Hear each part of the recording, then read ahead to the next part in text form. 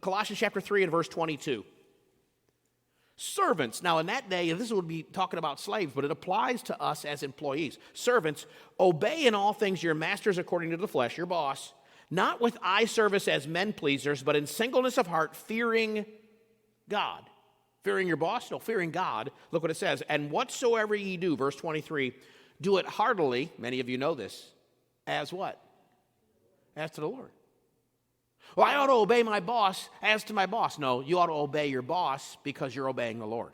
What if my boss tells me to do something sinful? Well, don't do that. That's not what we're talking about. Sometimes we bring in some tiny exception to allow us to do whatever we want to do. No.